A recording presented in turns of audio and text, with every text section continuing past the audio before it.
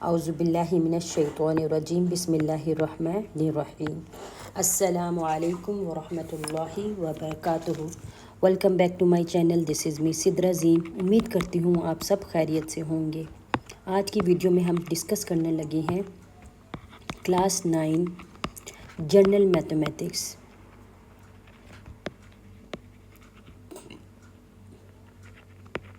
Class 9 general mathematics exercise 6.2। ठीक है, ये है आपका यूनिट नंबर 6। चलिए हम आगाज़ करते हैं। क्वेश्चन नंबर 1 इसमें क्या है, right the base and exponent in the following. ठीक है, पार्ट 1 में आ जाता है हमारे पास 16x³ तो यहाँ पे जब सोल्यूशन हम करेंगे 16x³ का, तो यहाँ पे हमने क्या करना है, right the base and exponent हमने लिखना है। ठीक है, अब एक्सपोनेंट का जब बात आती है तो एक्सपोनेंट का मतलब हमें पता ही होता है कि वो पावर होती है। ठीक है, और बेस हमारे पास क्या होता है, जो ये बेस होती है, मतलब कि जो पावर जिस नंबर के ऊपर हो उसको हम बेस कहेंगे, और जो हमारे पास क्या नाम है पावर है तो हम उसको एक्सपोनेंट कहेंगे। अच्छा, अब यहाँ पर क्या बात आ जाती है, यहाँ पर हमने अलग अलग करना है कि बेस। अच्छा, यहाँ पर बेस क्या है मैं आपको बताती चलूँ। यहाँ पर बेस हम लिखेंगे, अभी मैंने आपको बताया कि जिसके ऊपर पावर होती है वो नंबर क्या होता है, बेस। और हमारा एक्सपोनेंट क्या है, यहाँ पर मैं लिखती चलूँ, एक्सपोनेंट हमारे पास है यहाँ पर 3। ठीक है, तो ये हो गया आपके पास बेस और एक्सपोनेंट। इसी तरह हम सेकंड पार्ट करते हैं। सेकंड पार्ट में हमारे पास है x9। अब यहाँ पर x9 है। ठीक है, अब यहाँ पर सोल्यूशन हमारे पास क्या आएगा, बेस हमारे पास क्या है, बेस जैसा कि मैंने अभी आपको बताया कि बेस जो पावर होती है उसके ऊपर जिसके ऊपर पावर, और यहाँ पे एक्सपोनेंट क्या होगा, एक्सपोनेंट हमारा क्या निकलेगा, वो है 9। ठीक है, सिंपल। चलिए पार्ट 3 की तरफ चलते हैं। इतना मुश्किल नहीं है बेटा, बहुत आसान है, लेकिन समझने की बस ज़्यादा ज़रूरत है। अगर आप लोग एक दफ़ा सोल्यूशन को बग़ैर किसी डिस्टर्बेंस के देख लेंगे ना, तो मुझे उम्मीद है आपको समझ आएगी। अब यहाँ पर हमारे पास ये पावर जो है ना वो होल पे है। ठीक है, होल पे, इसका मतलब ये है कि ये x होल क्यूब है। ठीक है, तो इसका मतलब है x की जगह क्या है, 4y, तो इसका मतलब हमारा बेस 4y होगा, और हमारी एक्सपोनेंट जो निकलेगी, एक्सपोनेंट होगी वो है क्यूब। ठीक है, इसी तरह हम फोर्थ पार्ट की तरफ चलते हैं। फोर्थ पार्ट में हमारे पास आ जाता है x-2 का होल क्यूब, जिस पे सोल्यूशन हम कहेंगे x-2 होल क्यूब। यहाँ पे बेस क्या होगी, बेस होगी वही x-2 टोटल, और एक्सपोनेंट हमारे पास होगा जो हमारे पास पावर है 3। This is your fourth part. Now we are going to move fifth part. ठीक है, फिफ्थ पार्ट में हमारे पास क्या है, 18x5। अच्छा, सोल्यूशन में हमारे पास 18x5 है। अब यहाँ पे बेस हमारे पास क्या होगी, बेस हमारे पास x है, क्योंकि हम 18 को, हमारे यहाँ कुछ भी नहीं है, क्योंकि मैंने आपको बताया था कि हमारे पास एक्सपोनेंट जो हमारे पास पावर होती है जिसके ऊपर होती है जिस नंबर के, हम उसको कहेंगे। ठीक है, ये हो गया फिफ्थ पार्ट। अब हम चलते हैं सिक्स्थ पार्ट की तरफ अपने। अब सिक्स पार्ट में क्या आ जाता है, सिक्स पार्ट में हम देख लेते हैं कि हमारे पास क्या है, 5x 3/2 और मल्टीप्लाई बाय x 1/2। अब यहाँ पर हमने बताना है, तो क्या करेंगे, सबसे पहले हम इसको सॉल्व करेंगे। तो यहाँ पर जगह कम है तो मैं यहाँ से इसको इरेज कर लेती हूँ। ठीक है, क्योंकि सॉल्व करना है, और मैं नेक्स्ट पेज पे ले जाती हूँ ताकि इजी रहे। अब हम यहाँ पे लिख लेते हैं 5x 3/2 मल्टीप्लाई बाय x 1/2। अब यहाँ पे सोल्यूशन आ जाता है। सोल्यूशन में मैं फिर अगेन क्वेश्चन पहले लिखूँगी, मल्टीप्लाई बाय x 1/2। यहाँ पे सबसे पहले हम पावर को इकट्ठी कर लेंगे। ठीक है, क्योंकि मैंने आपको बताया था जब हमारे पास पावर्स से बेस सेम हो तो हम उनकी पावर्स को इकट्ठी कर लेते हैं। तो जैसा कि हम यहाँ पे 3 + 1/2, तो यह आ जाएगा 5x 5/2, सॉरी 4/2।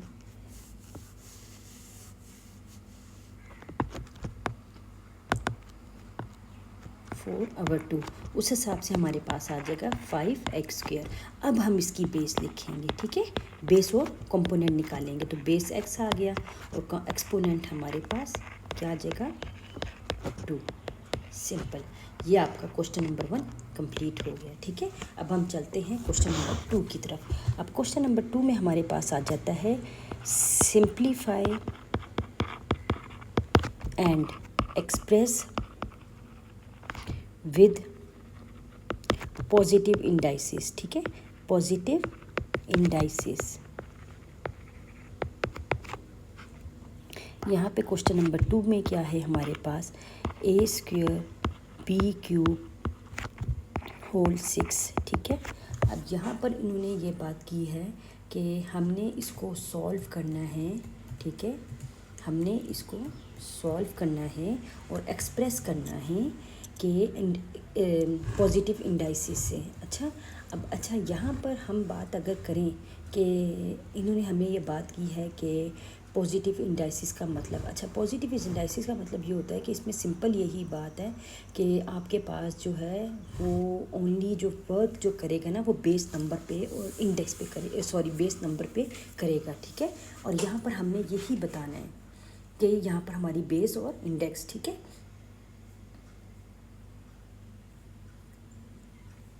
क्वेश्चन नंबर 2 आ जाता है हमारे पास।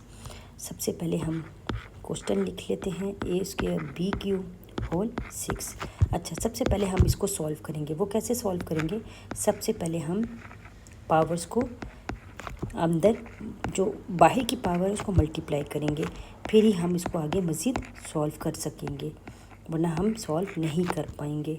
इस तरह हमारे पास ये आ गया। अब यहाँ पे क्या है a12 और b18। आपको याद होगा हमने 6.1 में किया था रेडिकल और इंडाइसिस, सॉरी रेडिकल और एक्सपोनेंट। अब यहाँ पर हमने क्या किया है कि हमारे पास यहाँ पे रेडिकल फॉर्म में था, इसको हमने एक्सपोनेंट फॉर्म में कन्वर्ट किया है, ठीक है, एक्सपोनेंट फॉर्म में। अब यहाँ पर हम अंदर पावर को मल्टीप्लाई कर लेंगे ताकि हमारे पास सही वाली वैल्यू a की और b की आ जाए। उस हिसाब से ये a6 हो गया और ये b9 हो गया। This is your answer, simple, ठीक है।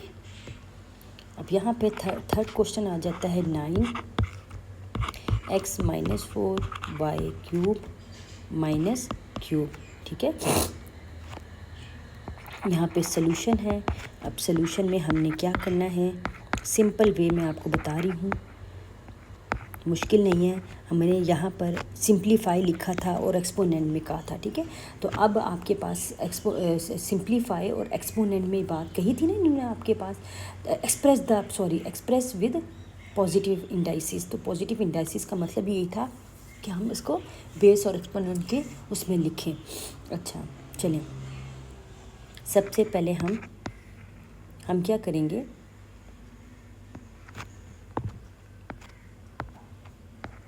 हम ये वाली जो पावर है ना अंदर मल्टीप्लाई कर लेंगे हर उसके साथ।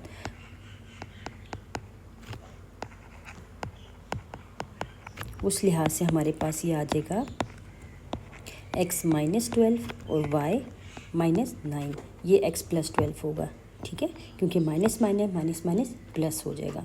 अब यहाँ पर हम एक्सपोनेंट फॉर्म में लिख लेते हैं, एक्सपोनेंशियल फॉर्म जो हमारे पास होती है 1/9। इसी तरह हम अंदर मल्टीप्लाई कर लेंगे तो हमारे पास यहाँ पे आंसर आ जाएगा x 4/3 और y -1।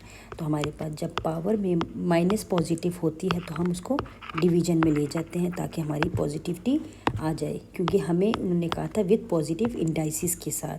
तो अब आपको समझ आई कि हमने पॉजिटिव इंडाइसिस के साथ आंसर देना है। चलें क्वेश्चन नंबर 4 करते हैं हम, ठीक है। x a y - b3 × x³ y2 - a।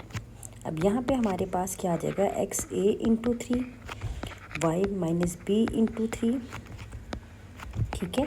यहाँ पे x3 - a y 2 माइनस ए।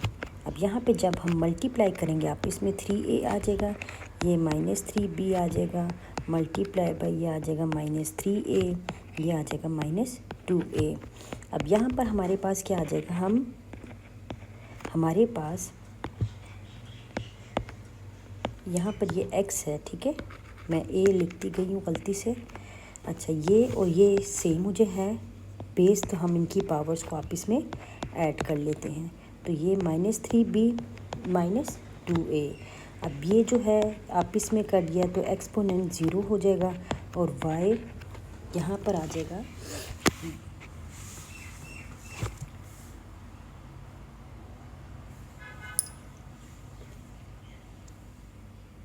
यहाँ पर हम फिर किस तरह लिखेंगे ये मैं आपके सामने लिखने लगी हूँ।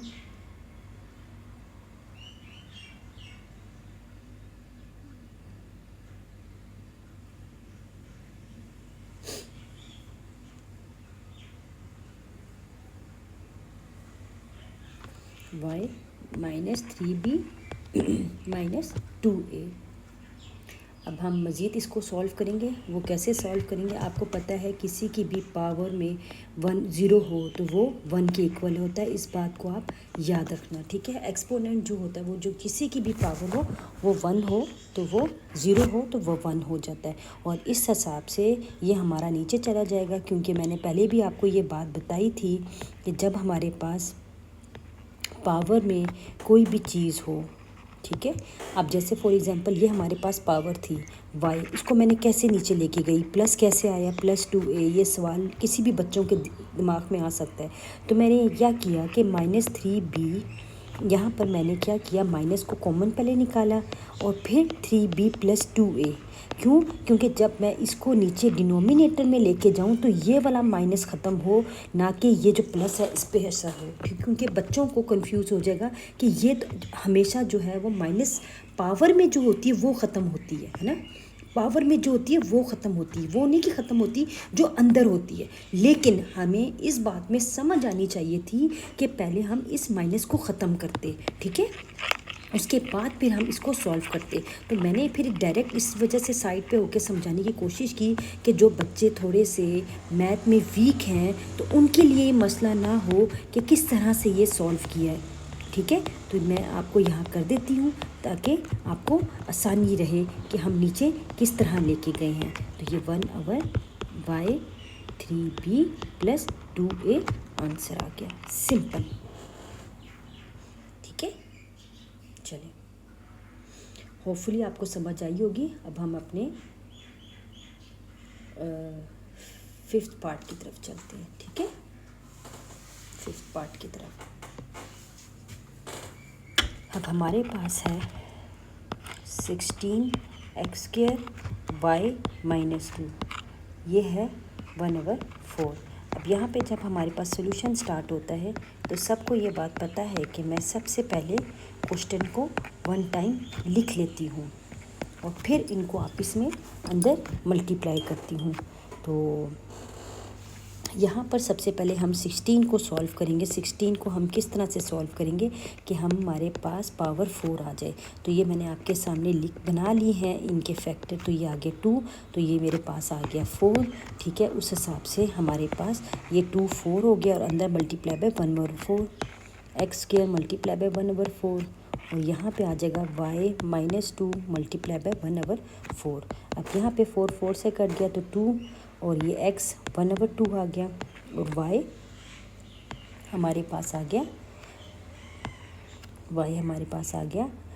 -1/2, ठीक है, -1/2।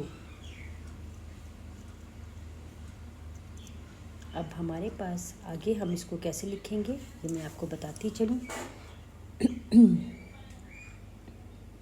अब यहाँ हमारे पास ये नेगेटिव था, ठीक है। अब ये मिस प्रिंटिंग थी, अब मुझे नहीं पता था, लेकिन अभी मैंने इसको देखा है तो ये हमारे पास -1 आ गया, ये -1/2, और ये हमारा प्लस हो जाएगा क्योंकि ये -1/4 था आपके सामने। तो जब माइनस माइनस से मल्टीप्लाई होता है वो 4 हो जाता है। तो यहाँ पर हमारे पास आ जाएगा 1/2, ठीक है। अब इसको हम कैसे लिखेंगे मैं आपको बताती चलूँ। इसको हम लिखेंगे 1/2 x 1/2 और y 1/2। ठीक है, ये आपका आंसर है। इस तरह से आपका आंसर होगा, क्योंकि मैं बार बार जो चीज़ मिस प्रिंटिंग में आती है वो मैं आप लोगों को बताती जाती हूँ, ताकि आप लोगों को मसला ना हो इस बात पर। बाज़ बच्चे ऐसे हैं जिनको नहीं भी समझ आती और वो परेशान हो जाते हैं कि हमें तो आंसर पीछे ऐसे दिया, हमने तो ऐसे किया, हमने तो ऐसे किया, लेकिन हमें नहीं समझ आ रही। तो इसी वजह से मैं बार बार एक्सप्लेन करती रहती हूँ। अब 6 पार्ट है हमारे पास, आपके सामने 6 पार्ट में जाते हैं हम। हमारे पास 27 x³ over 8 a minus cube 2/3। तो ये सॉल्यूशन हो गया हमारे पास।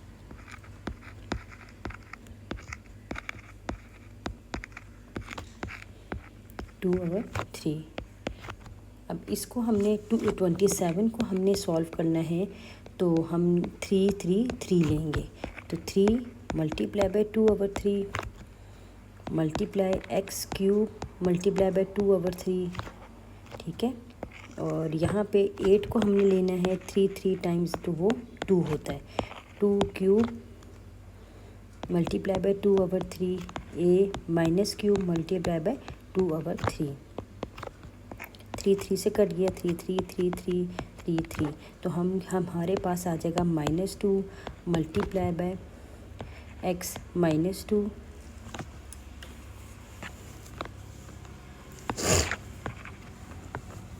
x2, यहाँ पे आ जाएगा 2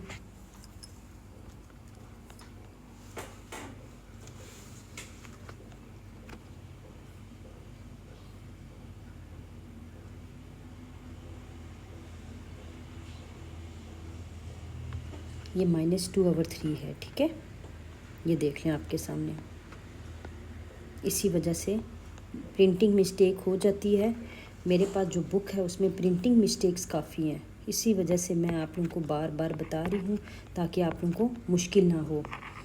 तो ये 6 हो गया। अब हमारे पास ये वाला जो 2 था ये मैं ऊपर ले जाती हूँ, तो ये 2 स्क्वायर हो जाएगा, और जो हमारे पास ऊपर नेगेटिव था वो मैं नीचे ले आती हूँ। ठीक है, तो मैं इस लिहाज से ये 4 और ये 9 x², ये 6 हो गया। ये मेरे पास था ना, मैं हाईलाइट कर लेती हूँ, ये चीज़ थी, ये चीज़ थी, ये। ठीक है, तो मैंने क्या किया, इन नेगेटिव्स को मैं नीचे ले आई, इन सारों को। ठीक है, और जो ये मेरा नेगेटिव था मैं ये लेके ऊपर आ गई, जिसकी वजह से ये मेरा सॉल्व हो गया आंसर। ठीक है, इसलिए मैंने थोड़ा सा सर्कल इसलिए लगा दिया है ताकि आप लोगों को ये बात समझ आ जाए। मैं नहीं डिलीट करती, क्योंकि जाहिर सी बात है ये आपको समझाने के लिए किया है मैंने। अच्छा, चले 7 पार्ट की तरफ चलते हैं हम। a -1/2 4c² और ये -2 है, तो यहाँ पे सोल्यूशन आ गया a -1/2 4c² -2। अब यहाँ पर हम सॉल्व करेंगे a -1/2 मल्टीप्लाई बाय -2। अब यहाँ पे 2² मल्टीप्लाई बाय -2 और c² मल्टीप्लाई बाय -2। ये 2 से कट गया तो ये 1 हो जाएगा।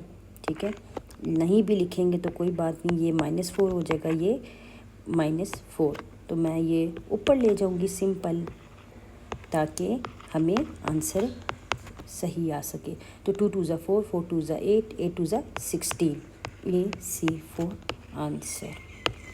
इस 2 को 4 टाइम्स मल्टीप्लाई किया तो हमारे पास ये आंसर आ गया। ठीक है, हमने 7 पार्ट किए अभी। अब हम करते हैं 8 part.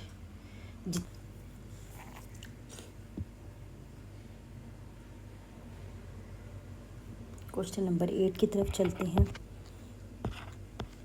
a -2b multiply by 3 ab -3, ये मल्टीप्लाई हो रहा है। ठीक है, ये जो चीज़ है ये मल्टीप्लाई हो रही है, ये पावर यहाँ पर नहीं है। अच्छा, इसके रूट में क्यों स्क्वायर नहीं है।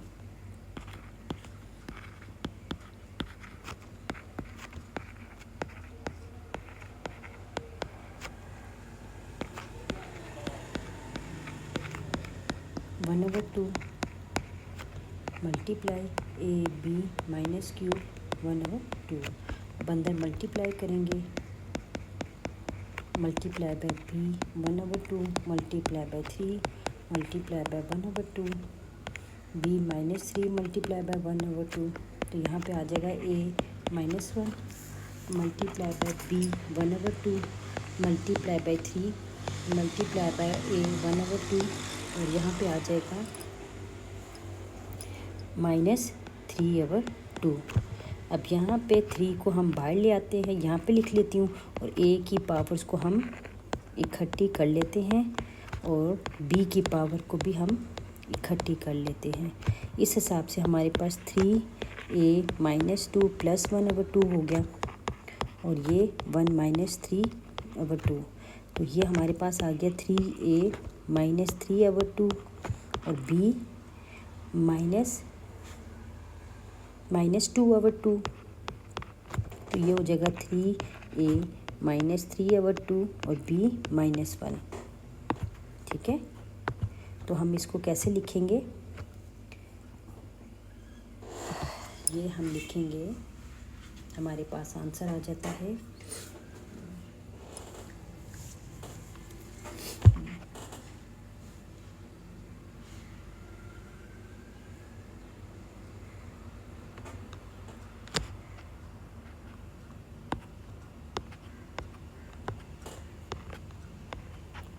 3 और a 1/2 और ये b आ जाएगा।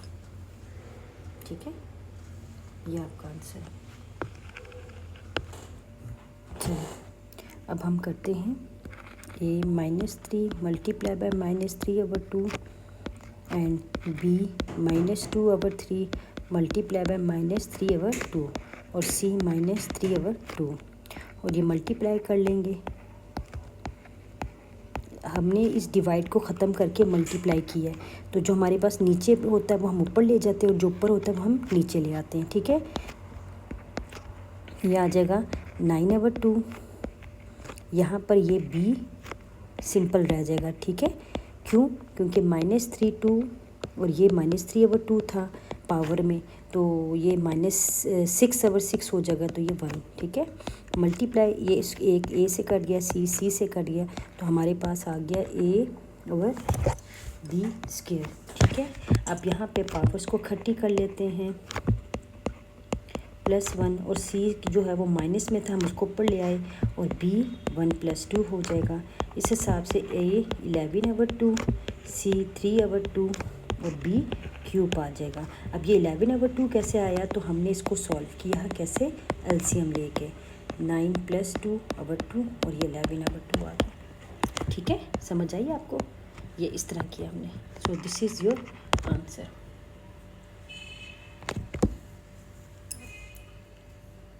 हमारे पास ये 9 पार्ट था, ये 11/2 c 3/2 और b 3 आंसर आ गया। चलिए अब हम करते हैं 10 क्वेश्चन नंबर। चलिए हमारे पास 10 पार्ट आ जाता है और 10 पार्ट में हम क्या करेंगे,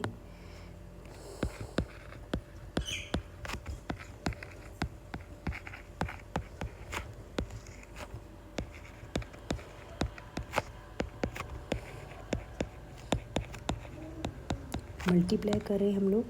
ठीक है, a² 7 और यहाँ पे आ जाएगा a7। तो अब यहाँ पर a की पावर्स को इकट्ठी कर लेते हैं, प्लस -2 और -7 और यहाँ पे b10 और -7। तो हमारे पास आ जाएगा a, हम 10 + 12 -2, तो हमारे पास आंसर आ जाएगा। क्या आ जाएगा हमारे पास आंसर?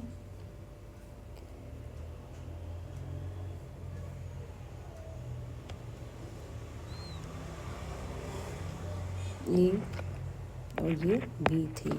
तो आपको भी पता है बेटा ये बात कि किसी की पावर में 1 हो तो वो इक्वल टू, किसी की पावर में 0 हो तो वो इक्वल टू 1 ही होता है। तो आपके पास b3 आंसर आ गया।